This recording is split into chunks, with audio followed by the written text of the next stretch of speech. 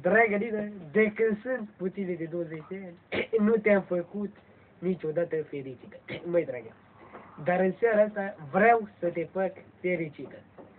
Mi-a dat un prieten o plantă să mi se scoale ciucurelul, dar în niciun caz ciucurelul meu era moale.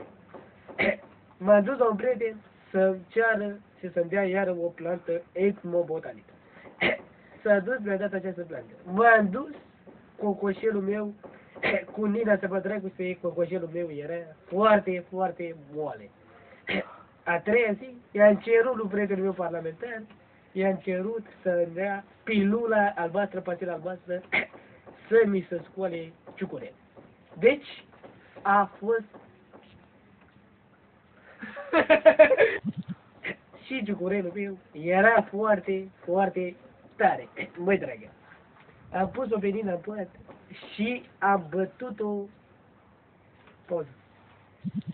Am tăvărit-o prin pat ca pe plătică. Am zăbătit-o pe Nina, am făcut o dragoste extraordinară care n-a făcut nici Ceaușescu, nici Mircea Joană, nici Traian Băsescu cu nevestele lor. Eu, un boșorec foarte, foarte priceput, am rupt-o pe Nina.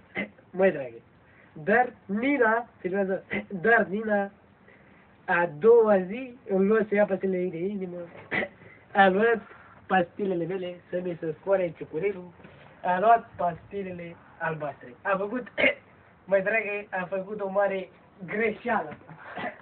Măi, dragă, gata. Ia, dar